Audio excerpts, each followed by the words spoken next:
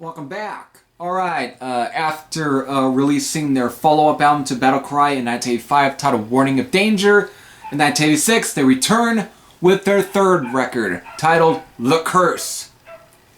And this album is more progressing from the Warning of Danger and Battle Cry. This time even really making the sort of power metal sound, definitely kind of more closer to Savage Grace. But here it's much more melodic at times. It's a little grittier in ways, but still very close to the Savage Grace formula.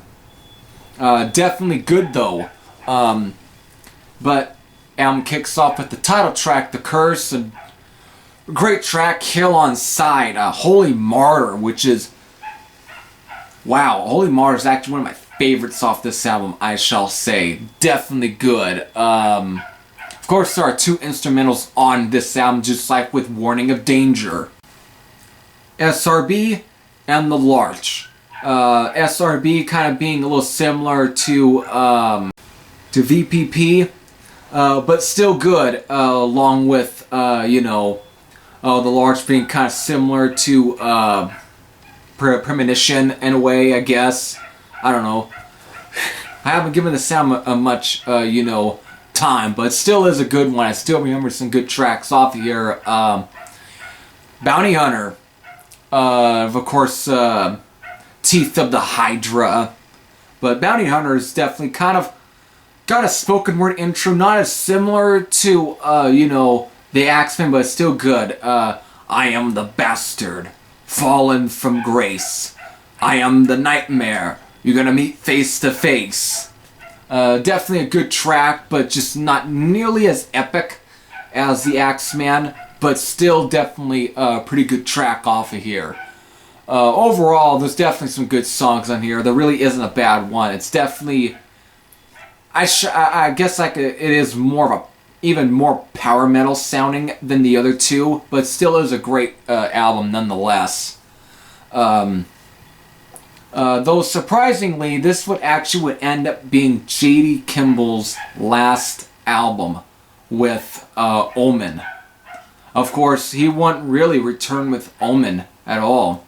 And of course, unfortunately, he would never return to Omen and will never ever return to Omen due to his passing in 2003. Definitely a loss. This guy had a very, very big voice. Just a great voice, very huge in a way. Just nobody could really touch this guy. Nobody could hold a candle to this guy's voice. He to me is what makes Omen sound Omen.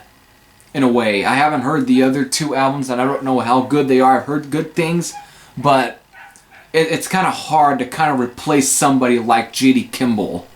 It is, and after this, they would end up getting a replacement vocalist for the next album. I guess I do have to talk about the next album. Since I talked about Fight for the Rock by Sabotage, I guess I do need to talk about Escape to Nowhere. Fuck. Alright.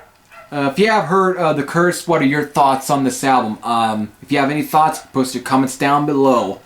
So, it's time to get on to the next album, of course, which is, like I just said, it's the follow-up to The Curse. And the last album for Omen, the release in the 80s before their splitting. So, see you on the other side.